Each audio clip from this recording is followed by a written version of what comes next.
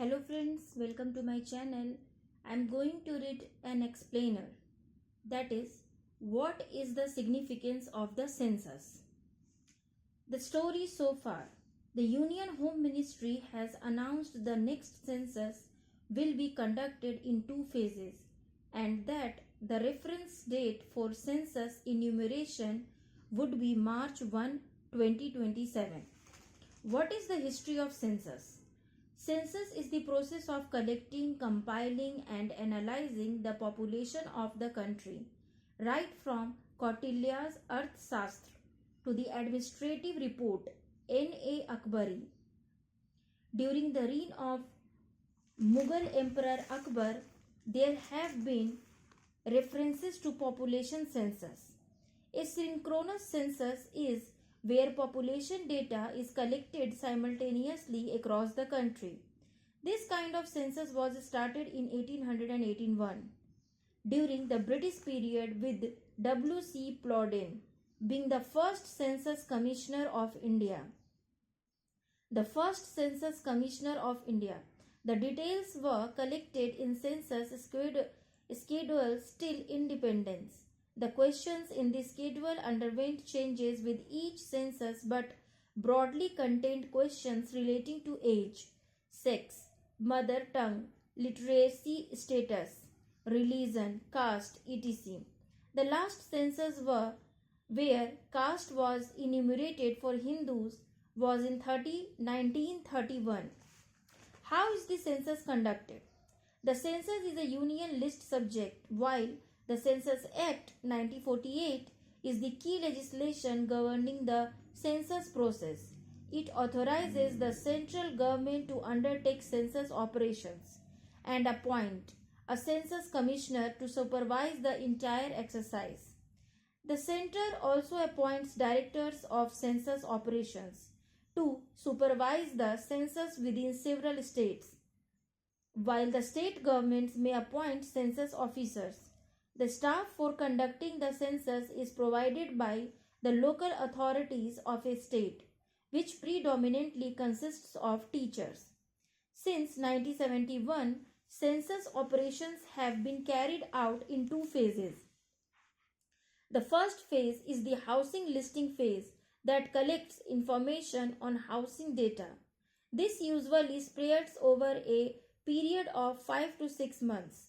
In the last census of 2011, the house listing schedule contained 35 questions that included details like type of house, main source of drinking water, type of latrine facility, availability of kitchen and fuel used for cooking, whether the house has a television, computer, telephone, type of vehicle available, etc. The second phase is the population enumeration phase that is usually conducted during the month of February of the census year, as the usual reference date for population count is fixed as March 1 of the census year. This captures individual details like name, sex, age, religion, whether belonging to a scheduled caste or scheduled tribe, mother tongue, literacy status, educational qualification, occupation, etc. These details are then compiled and provisional data from the census is released. In 2011, this data was released by the end of March. The final report with a detailed analysis of the demographic, religious, linguistic profile, etc. was released in April 2013. What is the significance? The Decennial Census had happened from 1881 till 2011 without a break in India. However, due to COVID-19 pandemic, the 2021 census was postponed. While the exercise could have been conducted any time after 2022, it has been continuously postponed. The present census can be considered the most significant in independent Indian history due to three reasons. First, the central government has decided to enumerate the caste details of all Hindus. All censuses after independence have captured only SC and ST details. The decision follows widespread demand from opposition parties and civil society groups to include caste details in the census. One of the reasons for the postponement of the census to 2027 is to undertake the preparatory work for caste enumeration. Second, since this census would be the first one after 2026, it can be used for the delimitation exercise of determining the revised number of seats in Lok Sabha and state assemblies. Third, this census would also form the basis for reserving one-third of seats for women in Lok Sabha and state assemblies. What should be the way forward? The enumeration of caste details needs to be done in a systematic and flawless manner.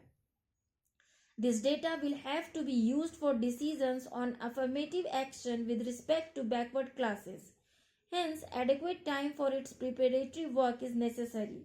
However, genuine apprehensions of southern states, some of the smaller states of North India and the Northeast states about losing political significance if the proposed delimitation and consequent revision of number of seats in Lok Sabha is carried out on the basis of population as per the 2027 census must be heeded. Many of these states have demanded a freeze on Lok Sabha seats at the existing level.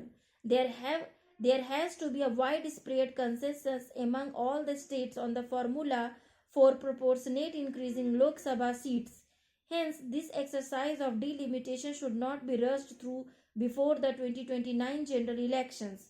The one-third reservation of seats for women should be implemented based on this census from the 2029 elections.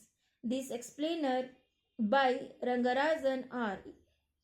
is a former IS officer and author of Courseware on Policy Simplified. He currently trains at Officers IS. Thank you for listening.